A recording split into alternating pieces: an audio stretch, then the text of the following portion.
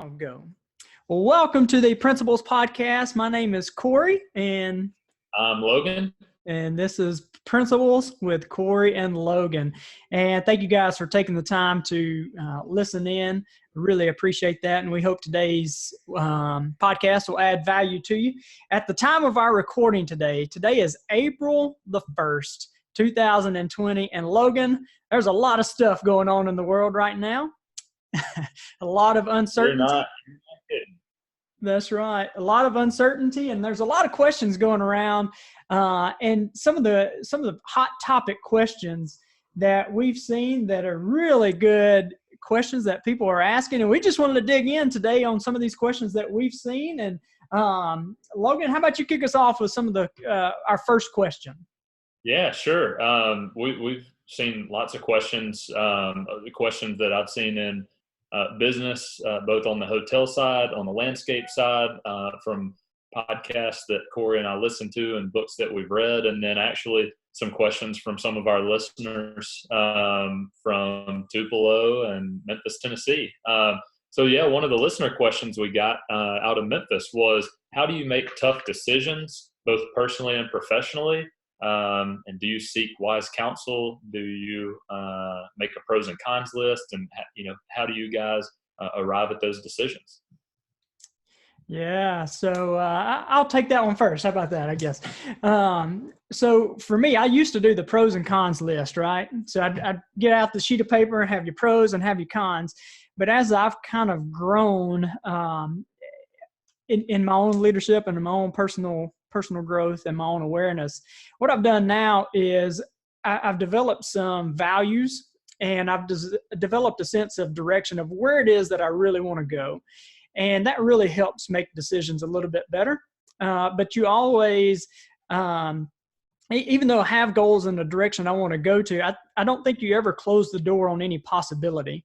So I think it's very important and very vital to have some wise counsel around you. And I think it's important to realize who you're allowing to speak into you as well. So a lot of times early on in my career and in my own development, I'd get this big idea, this awesome thing I think would really be cool to pursue. And then I would ask people who are getting the same exact results that I'm getting, they're doing the same exact thing that I'm doing, what they thought I should do, right? And, somebody like that, getting the same exact results, most people live in the negative, pessimistic world, and they'll kind of rain on your parade. But if you ask somebody who's achieved some things in their life, they'll kind of pull you along. But for me, the biggest thing is understanding what my values are, and is this decision in alignment? And if it is, there we go. If not,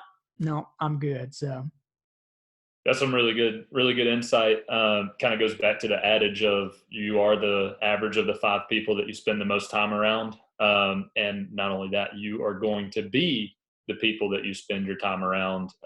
If you're not yet, that's who you're going to be in the future. So being pretty intentional about who you're spending time with and who you're intentionally trying to pull into your network and making decisions around those frameworks, I think is pretty important.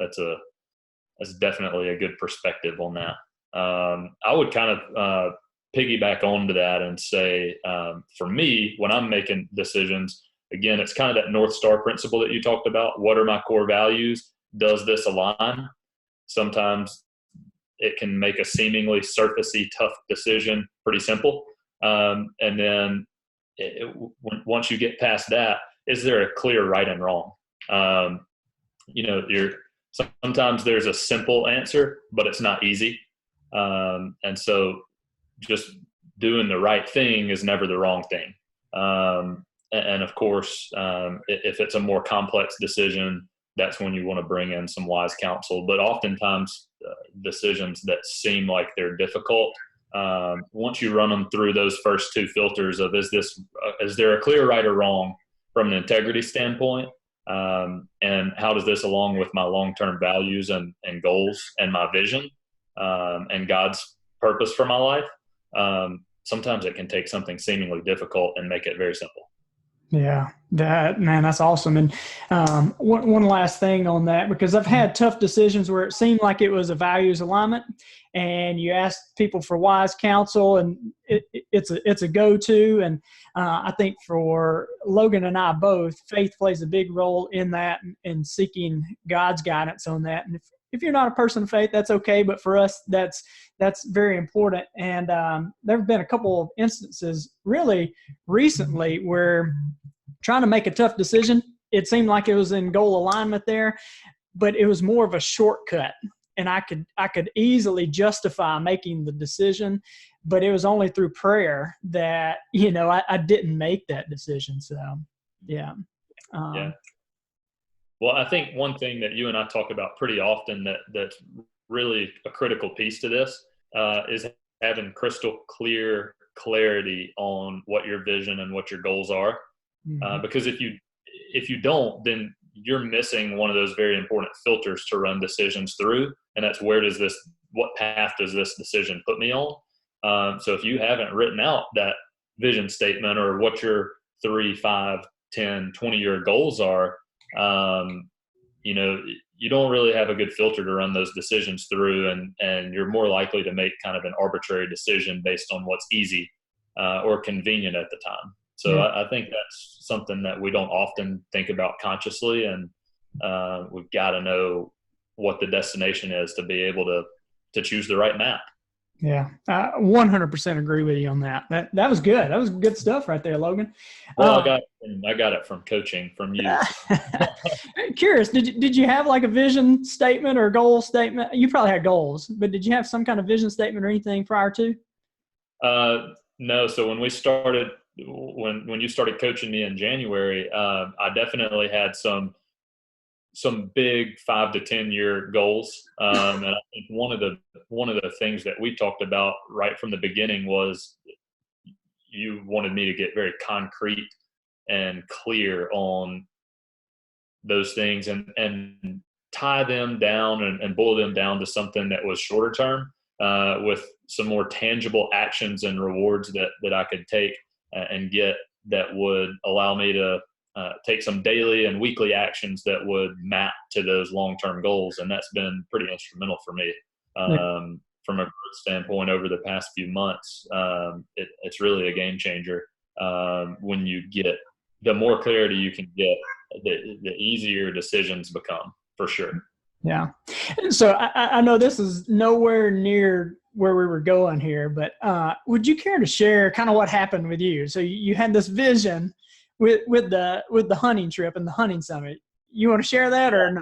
I'd love to share it. I think this is an awesome story, by the way. Maybe there will be some people that even want to hear it, but I get pretty excited about this one. So one of the things that I wrote in the vision statement that Cory had me write down was that and this was on January the 3rd of 2020, he had me write it for future tense, or write it in the present tense as if I'm reading it on June the 3rd. And one of the lines in there was, I am preparing to attend the Western Hunt Summit and for the hunting season. Well, Cory wanted me to go ahead and commit, but financially I wasn't quite ready to spend 4 figures on a ticket for the Western Hunting Summit. And my wife was even less committed at that point. But I was working on her and chipping away, and I had written it in there and was reading it in the morning and every evening before bed, in the present tense. I'm preparing for the Western Hunt Summit. I'm preparing for the Western Hunt Summit. Fast forward a couple of weeks, mid-January, the guy that is one of my favorite hunting professionals that I follow and really respect his opinion and the way he does things. He's the organizer of this event, and he reached out to me via text and said, well, actually back up before that, I found out that there's going to be an essay contest where you could win a scholarship. So I filled out the information form and submitted that. And a couple of weeks later, I got a text on the weekend from this guy. His name is Ryan, and said, "Hey, Logan, this is Ryan. Did you get my email this week?" And I said, "No, I sure didn't. turns out it went to my spam folder, and I was a finalist in the essay contest. He said, "Can you turn it around and get me an essay, a full essay, by this afternoon?" So I went to writing and turned in my essay, and 3 or 4 weeks later, it was a couple days past the deadline, and I hadn't heard back. I was one of 4 finalists, and I reached out and said, "Hey, Ryan, is there any word?" And he texted me back or emailed me back a couple days later, and he said, "Hey, so someone else actually won the contest, but the 2 essays were so good. It was a tie. There was a tiebreaker. It went to the other person. But both essays were so good, I reached out to another sponsor, and we got another scholarship. So congratulations, you're going to the Western Hunting Summit." And I was pumped up. I was really excited. And if the story ended there, it would be an awesome story of how that vision started to materialize over the course of a month of me reading this statement morning and night. Fast forward another few days, and I get another email back. The trip was supposed to be for May 28th to May 31st, and he emailed back and said, "Hey, we've actually added another session, so you get to choose between this one, and one of them was a black bear hunting session, and one of them was for elk, which is what I'm really passionate about." And so I said, "Well, I'll take the elk for sure." And so he emails me back, and the dates are June the 4th through the 7th. So literally, coronavirus excluded, literally on June the 3rd, I will be preparing to travel to the Western Hunt Summit, to the day of what the vision statement says. So I'm sold on the power of having that vision statement, and I just don't think that it's coincidence, especially with some of the other things that have started to materialize that are written in there. Not everything, but over the course of 3 months, it's worth doing. Yeah, man, that's awesome. And I love hearing that story, and not going to go down much further down that trail there, but I could give example after example of mine as well. But the power of really getting clear, right? Most of us have a vague idea up here of what it is, but the power of putting that on paper and getting clear on it, I think totally goes back to the first question that we had right there. How do you make decisions? Well, if you know what it is that you're going for, it's a little bit easier. So, well, Cory, if I had to guess, I would guess that the first week of June, when I'm sitting on a mountain at the Western Hunt Summit, there will be a view that's very similar to one of the views that's on my vision board. That's right. So I'll take a picture of my vision board, and when I see it, and I'm up there on the mountain, I'm going to take a picture, and we'll do a side by side and see how close they look. Nice. I look forward to seeing that. So next question we have right here, Logan. I think I'm interested to hear what you have to say on this, because you are the COO of Fusion Hospitality. You lead several people. And this question we found on another business leader's email that he had sent out to you, and I had received it as well. But we thought it was a great question. And the question is it possible to share too much information with your team about your business? I'd love to hear your thoughts on that. I think, in short, the answer is probably yes, in my opinion. But what I would say is this: I think transparency is very, very important. I think it helps build trust. And in times of crisis like right now, trust is one of the most important things that you can have with your team. The reason I say yes is because I think it's possible to share the wrong information with your team. I think you need to find the balance between giving them actionable information and being clear about here's the scenario, here's the circumstance that we're in, and here's how we need to act, versus giving them overwhelming and burdensome information that really should be reserved for certain leaders at certain levels, or if you're a small business, the owner. Your team needs to know that the things that they can control and that they can do to have an impact on the outcome. And beyond that, they just need to know the severity of the circumstance. It doesn't need to be the sky is falling.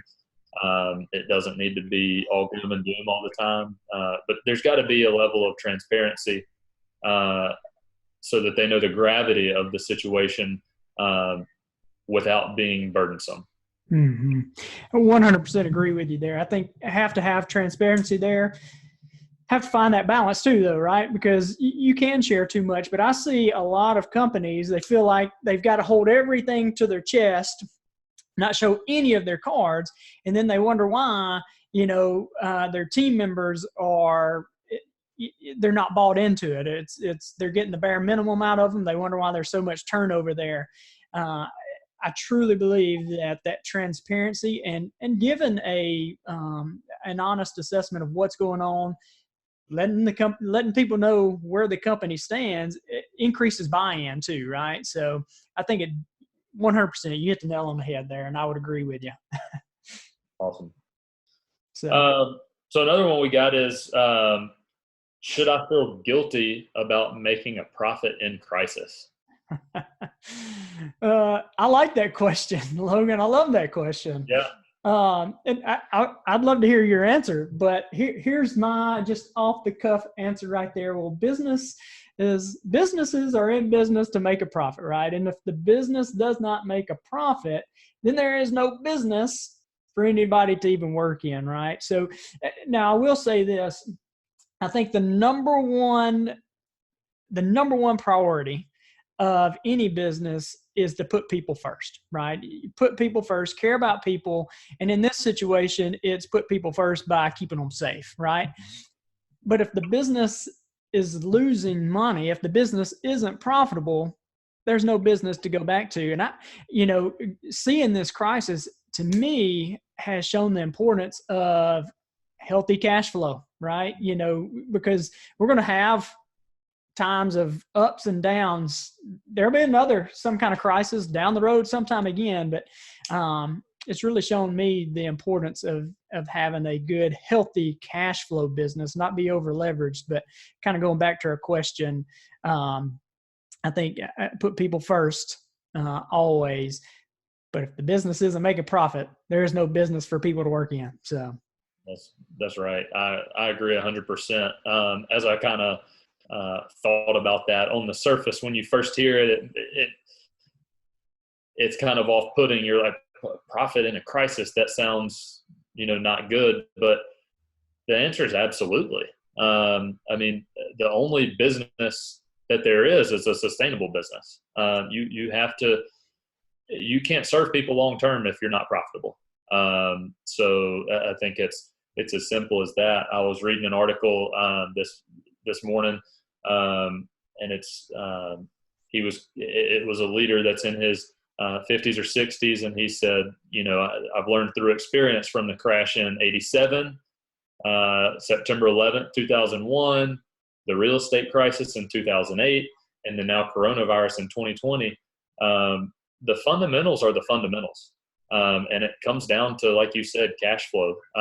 You've got to be not over leveraged. I mean, if you're over leveraged, it's going to be tough to make it through a time like right now. And that's one of the fundamentals. And if you're going to have staying power, that's important.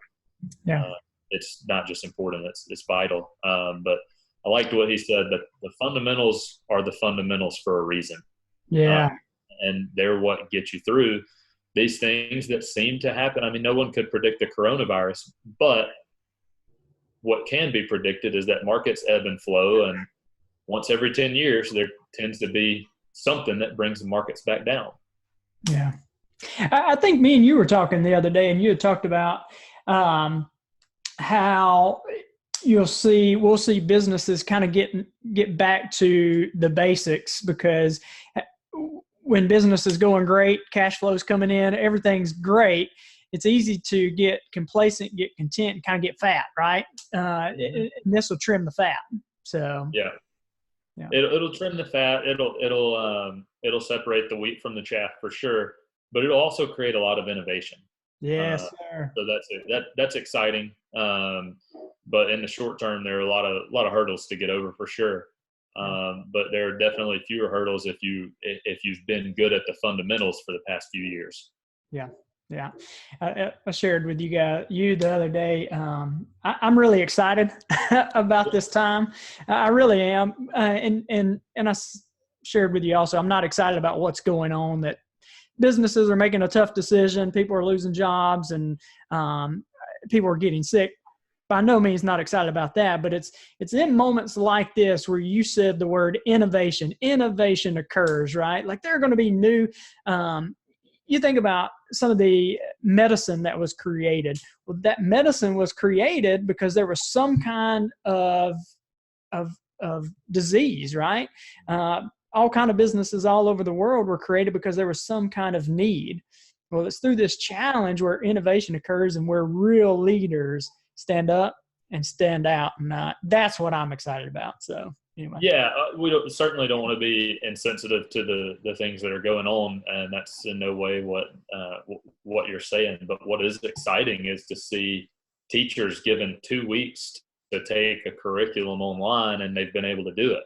And then thinking in the future, what happens to higher education now when professors and colleges and high schools and middle schools and elementary schools have proven they can do some of this stuff remotely? What does that do to education in the future? And what does that do to education costs? And what does that do to student debt? And what does that do to student debt markets? What does that do to financial markets? And that's just one industry. Yeah. What does that do to teacher compensation? Hopefully it goes up. So it's been incredible to see how fast people were able to work to get things done. It's been amazing to see businesses that were out leveraged shrink and get creative, and how they could move forward in a positive way. And it's been, you've seen other businesses that were in a space that may not have been a huge market, and now that market's really grown. So there's a lot of opportunity and room for innovation, and we've already seen some of it, but I think there's a whole lot more to come. And I think it's a real structural change that's likely taking place, and we won't go back to normal. There will be a new normal. Yeah, like that. I like that, and yeah, I could talk on that for a little bit more, but we'll move on to our next question. And next question I have, wondering for you, especially with your role there, is, going through this challenging time, how do you keep people motivated? Like during a time like this, tendency to get down. How do you motivate folks? Well, it's really hard to motivate people externally. Would be my answer to that. You've got people that get really down and they need external motivation. But what I've found from high performers on my team that are intrinsically motivated, and that are high achievers and really good leaders, they've stepped up. They didn't really need much except for me to say, hey guys, here's the situation. Here's the magnitude of the situation. Here are the things that we can control. Let's put these things into action. And they've gone to work. And so they didn't really need any motivation, other than to know, all right, when the game is on the line and it's the fourth quarter, here's your 2-minute drill. Now I know which people I want to play quarterback. And those people have risen to the occasion very well. Yeah. So I'm, to be honest, I haven't really had to cross the bridge of motivation. Yeah. It comes back to the people you've hired to be on your team in the first place, right?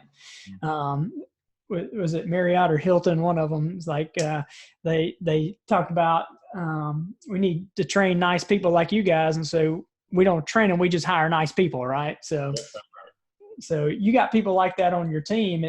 They want to buy into the team, right? It comes from that internal motivation. Right. So I don't know if that answers your question or not, but I've just been blessed to have been surrounded by some people that have that intrinsic internal motivation, and they want to do well. It's really, you just have to channel it and make sure that they're pointed the right direction. Yeah. I hear what you're saying, and I hear it from two fronts. So I hear it from a leader standpoint that might be hiring. It's you're hiring more of you're hiring for the values and what the person brings to the table. The skills can be taught. The other thing I'm hearing is from the teammate standpoint, right? So this is a time where everybody's kind of in it together, and you're needing to pull your weight. And I also think here shortly, whenever it's go time, everybody's back to work. I think that's as a team member, or if you want to call yourself an employee, I think you're going to be called to step up too, because you think about, especially in your industry, hospitality, people cooped up for how many ever months. Hotel's about to be busy, right? And the team is going to need people to step up, and I think that's going to be in every single industry.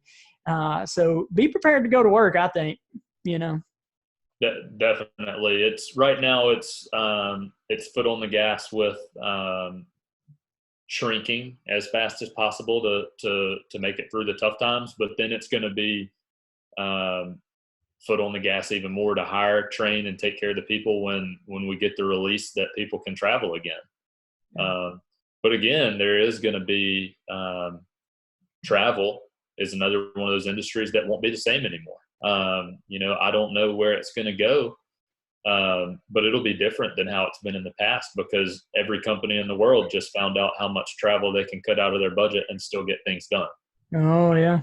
So, but on the, juxtaposed to that, you have a whole bunch of people that have not been able to travel and have saved that money up. The people that have been fortunate to still be in a position to do that now want to take leisure trips that haven't been able to. So it's going to be a different revenue mix, and it's going to be a different type of person you're marketing to, and a different type of stay pattern, and all sorts of different technical things on the industry specific side. But the industry will be different. And we have to figure out where it's going to land and be better positioned than everybody else to capture that market share when it comes back and to serve our guests. Yeah. If it's all right, I'm going to share the quote that I shared with you guys the other day. I forget who said it, but anyway, it says, in times of change, we're in a time of change, right? In times of change, the learners inherit the earth, right? While the learned, the people who think they know it all, and then people that don't want to change, the learned are beautifully equipped to live in a world that no longer exists, right? So things are changing. We're not going back to the horse and buggy. We're not going back to the rotary phone. We're not going back to the typewriter. And there are going to be some things when people go back to work that are being structurally changed, like you said, a structural change. And I think people need to be prepared for that too, so. Most definitely. One of the ones that I've been kind of clinging to, that's a little less eloquent than yours, is from Sun Tzu in The Art of War. In the midst of chaos, there is opportunity. Oh yeah, I like that. I like that. That's good stuff. Well, what other question do we have there, Logan? That's actually all the ones I have listed here. I've got a couple more coming coming from listeners out of Jonathan from Memphis. How do you align goals from the top down, and why is that important? Well, the importance is that everybody's going in the same direction, right? So if you don't have the alignment from top down, I'm assuming it's talking about in an organization, then you're going to have different departments going in different directions. And it's almost, I envision like a tug of war, like, we want to go this way, but nothing's ever getting done. We talk about having the beach ball, you got all the different colors of the beach ball. Right. And a leader's role is to take all those colors to bring them together to go towards a common goal and a common direction. So I think the goal has to be shared throughout. I think there's a tendency, especially in larger organizations, that the upper management or the top level people, they know what the goals are, but nobody else does, right? So you still have that pulling apart. But if you want to go in the same direction, the entire organization has to know where we're headed to. And I heard Dave Ramsey say this a couple of times. He said, when you're sharing your vision and your direction, you have to share it so many times that as you are about to speak, as it's about to come out of your mouth, the people roll their eyes and they start to mouth it with you, right? And if you haven't got to that point, then you haven't said it enough, right? So I think as far as alignment, you've got to have that. How you get that done, I think you have to share it, and you have to share it, and you have to share it, and you have to share it. But I also think up front, you get you allow people to give their input as well. So you may not take it for all their ideas, but I think you allow people to give ideas and their input on the direction, because that allows buy-in, right? Whenever they have a say so, it's part of my idea. But if I'm the owner and it's my ideas or my way or the highway, if things don't work out, well, it was Cory's idea. It wasn't mine anyway, right? So, right. Yeah, that ties into something we kind of talked about last time with if you have full buy-in at the same moment in time from every level of the organization, you may not be leading from the right altitude, because you should see things from a different perspective than other people in your organization if you're a higher level and a hierarchy leader. So there is a difference between everyone having a voice and everyone having a vote. But it's also critical to give everyone a voice so that you do get the buy-in. So I've kind of seen this problem from several different vantage points in a publicly traded company in Atlanta that was very large and very well respected in its industry and fast growing and all those sorts of things. But I thought there was a disconnect between the day-to-day things that were measured versus what actually would move the needle forward from a share price standpoint and from what upper management wanted to get done. And then I've seen it in a company of, that's grown from and fluctuated between, 5 and 19 hotels. And then I've seen it with a landscape company with 10 to 12 employees. So I've kind of seen it from some different vantage points. And I think communication, like you said, is critical. The first thing that I would say is the reason that it's important to align incentives and goals from the top down is because human nature incentivizes people to do what's best for them.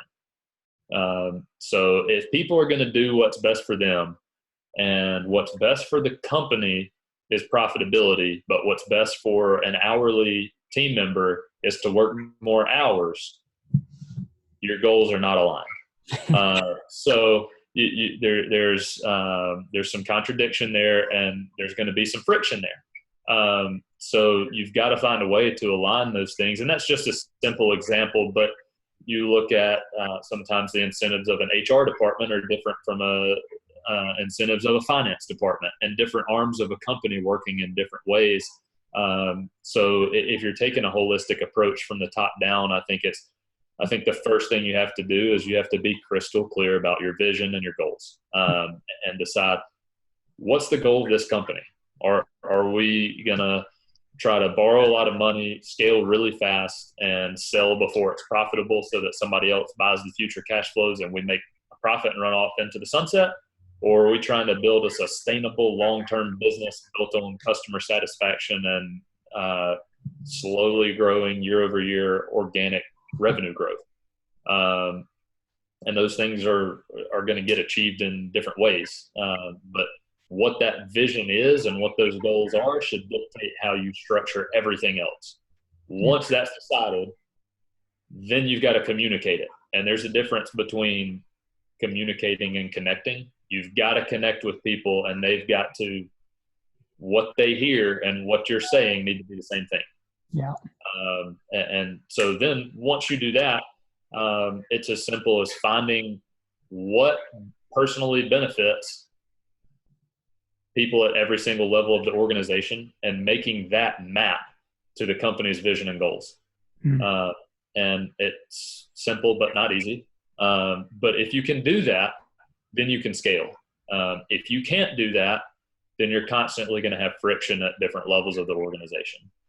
Because what's best for somebody in one department or at one level of hierarchy is not going to be what's best for the company or for the owner or for a mid-level manager or for the HR director.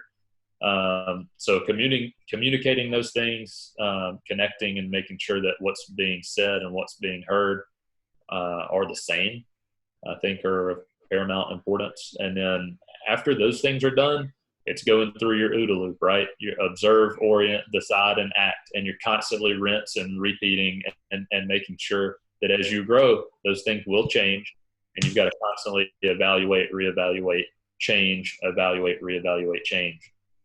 And I think that's why it's important, and a little bit about how to do it. Yeah. I tell you, I appreciate you sharing all of that, and why I think it's important that you guys listen to what Logan is saying.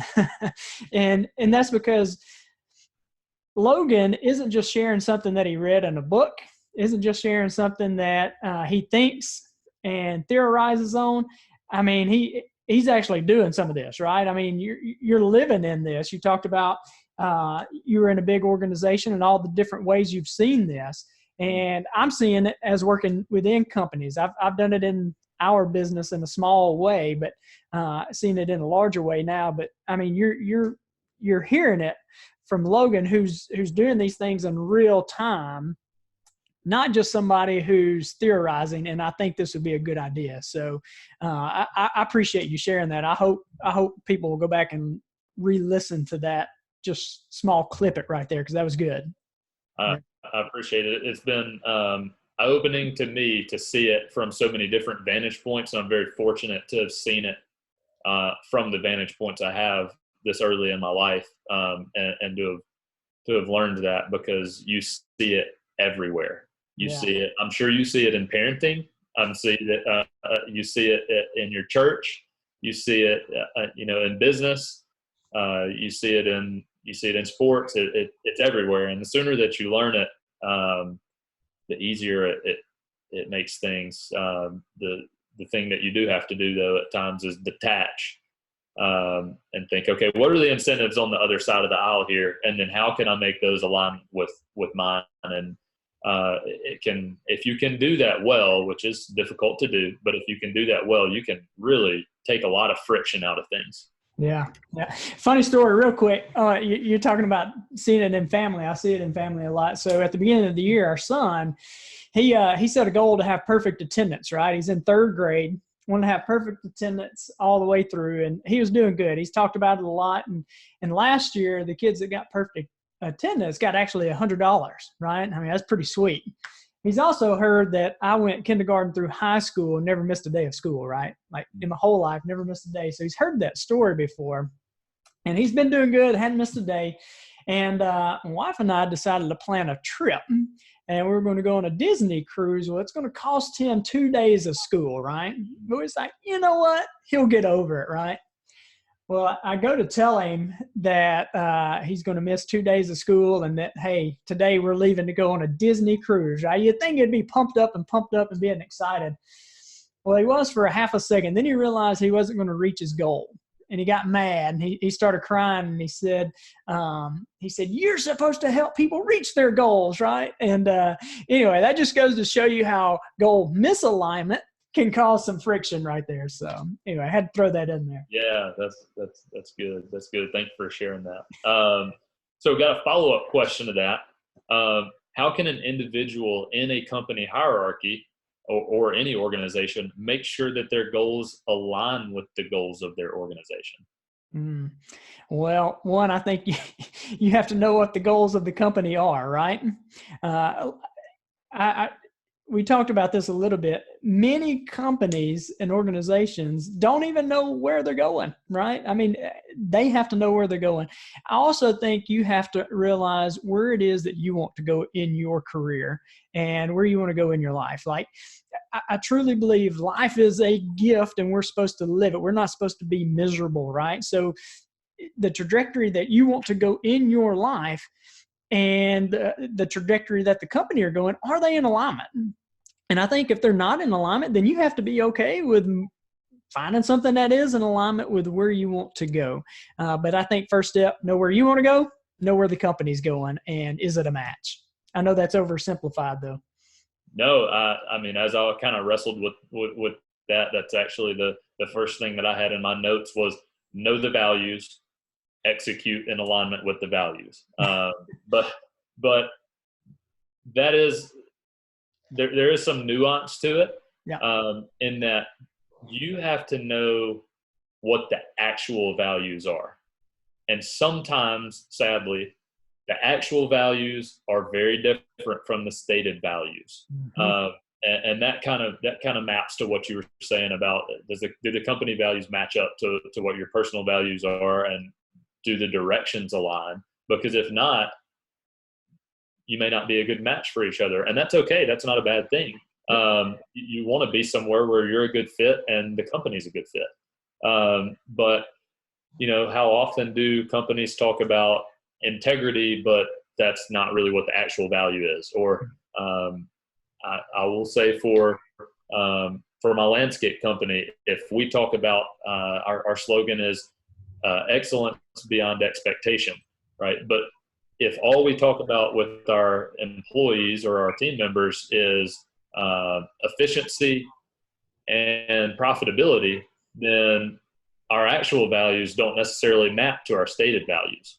So knowing the actual values of your company or your organization or your church or whatever it is, making sure that there's not an integrity gap with the actual and the stated values is one of those things, because you can't just go read a mission statement from a company and say, okay, those are the values, I'm gonna just get in line with that, because that might not be how your manager manages. That might not be how your CEO leads. So I think being very aware and self-aware are very important in making sure that you are in alignment with the company goals, and making sure that those map to your personal goals and your personal morals and ethics and vision and direction. So, and if you're in a leadership role, making sure that you're self-aware of, do we have a gap between our stated values and our actual values, and then working really diligently to close that gap. I think that's extremely important. Yeah. Hearing a lot through this is self-awareness is key, right? Like, I think it is. And I think most of the time we really just float through life, not even aware of where we're wanting to go, but not even in the moment aware of what we're even thinking. So self-awareness, I think, from what I'm hearing you say, and I agree, is first step. So, yeah. Definitely. Yeah, I 100% agree. We got one left. Oh, yeah, let's hear it. Yeah. What is your response to the calls for government intervention in today's coronavirus COVID-19 crisis? That is a question. That is a tough question, Logan. Me and you talked about this earlier today, because I don't think we want to it may cause some interesting conversation, but get too political here. But I tend to lean towards the right. I like freedoms, and America in general likes freedoms, right? And to be able to do their own things, and don't want the government too involved. But I've had a hard time with this one, because there's a lot of businesses and a lot of individuals that are wanting the government to step in. I think the government are doing some things that are really trying to help people that are in need. I think the intentions are there to help people during this tough time where there are layoffs, and really to help the economy keep going, because our economy is really strong. And I think that's kind of the intent, is to keep that going strong. So I'm still wrestling with this one, Logan, and I'd love to hear your thoughts too. This one's very, very difficult for me as well. I mean, there's so many nuances to it, and it's very complex. And this is not one that you can just rinse through your filters of what's my direction and what are my values, and is there a clear right or wrong? Yeah. But I'm with you in terms, I tend to be independent and fairly conservative on most issues, but really as apolitical as I can possibly be without being socially irresponsible and uninformed. Yeah. But I really try to stay in my lane and control what I can control. But I would just say we need to be careful of the things that we're wishing for, because there will be long-term implications and long-term precedents that are set, and there will be structural change that comes from this. It's not as simple as is there going to be a stimulus package or a second stimulus package, and what are the ins and outs of that? I mean, there are talks of, how are we going to use cell phone data to track how the virus is spreading if with shelter-in-place orders? There are other countries already where that's in effect, and people are being fined or imprisoned because their cell phone data showed that they, went across town for something that was deemed non-essential. So I think, like you said, these things are very well intentioned. But what are the long-term implications? Because, yeah, it's great. We want to slow down the spread of this thing, and we want to save as many lives as possible. At the same time, we don't want to give an inch and then a mile be taken. Yeah. It's definitely a tightrope, but there will be some impactful long-term structural changes that I think take place. And I think we need to be very conscious of what those things are and what the fallout is going to be. And then going back to control what you can control, be adaptable, look for the opportunity, because there are going to be a lot of changes. And if you can react faster, you can land a couple of pieces ahead on the monopoly board. Yeah. Oh, I like that. I feel like I waffled on my answer a little bit, but I guess I just, I want people to be wise and know, like you said, one, if there is you get the stimulus money, use it wisely, right? And know that there will be repercussions somewhere along the line. They may not be bad or whatever, but I want to be wise, and I want people to be wise as well. And I like how you said, if you use it wisely, you can land a couple pieces ahead on the monopoly board, right? So. That's right.